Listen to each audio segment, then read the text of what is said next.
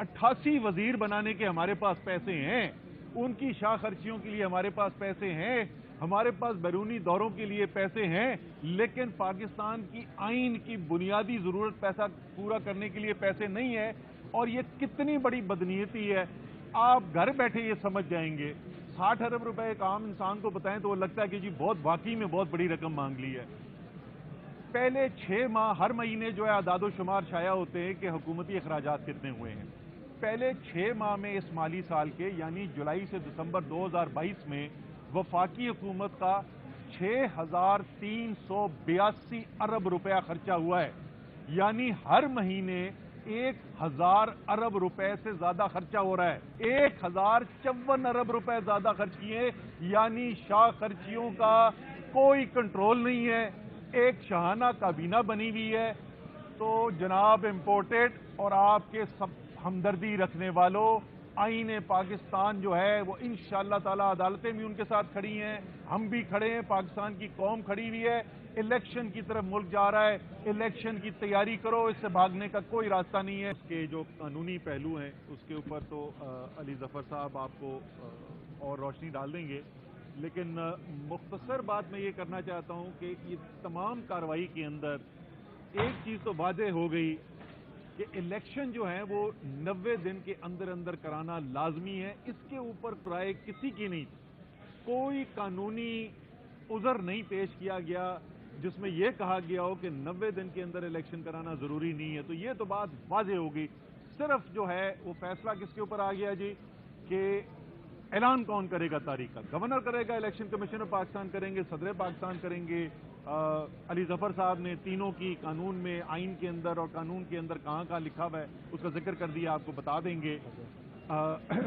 अजहर सिद्दीकी साहब ने जो है अपने दलाइल बड़े दलील के साथ पेश किए, और ये तमाम, और इवन जो गवर्नर साहब के वकील थे, इलेक्शन कमीशन साहब के वकील थे, उन्होंने कोई आईनी कानूनी बहस ये नहीं की कि इलेक्शन 90 दिन के अंदर नहीं होने। तो इसलिए ये जो अरबाब इख्तियार इस वक्त बैठे हुए हैं, आप ज़हनी तौर पर ये कश्मकश छोड़ दें। आप इलेक्शन भाग सकते, आपको इलेक्शन करवाने पड़ेंगे। और किस किस्म का खौफ व हिरास वहां पे फैला हुआ है, मैं सिर्फ एक उसकी मिसाल दूंगा कि किस तरीके से इस इलेक्शन से भागने की कोशिश की जा रही है कि फाइनेंस मिनिस्ट्री ने यह लिख के भेज दिया कि जी हमारे पास पैसे खत्म हो गए हैं, और 60 अरब रुपए मांग लिए इलेक्शन कमीशन ने। तो पाकिस्तान का आइन जो एक जमहूरी इस्लामी रिपब्लिक का आइन है, इस्लामी जमहूरिया का आइन है, उस आइन की बुनियाद, उस जमहूरियत की बुनियाद इलेक्शन पे है। तो पाकिस्तान को पूरा निज़ाम हुकूमत की जो बुनियाद है वो कह रहे हैं उसके लिए हमारे पास 60 अरब रुपए खत्म हो गए, हमारे पास पैसे नहीं है। 88 वजीर बनाने के हमारे पास पैसे हैं, उनकी शाह खर्चियों के लिए हमारे पास पैसे हैं, हमारे पास बैरूनी दौरों के लिए पैसे हैं, लेकिन पाकिस्तान की आइन की बुनियादी जरूरत पैसा पूरा करने के लिए पैसे नहीं है। और ये कितनी बड़ी बदनीयती है, आप घर बैठे ये समझ जाएंगे। 60 अरब रुपए एक आम इंसान को बताएं तो वो लगता है कि जी बहुत वाकई में बहुत बड़ी रकम मांग ली है। पहले 6 माह हर महीने जो है आदादो शुमार शाया होते हैं कि हुकूमती अखराजात कितने हुए हैं।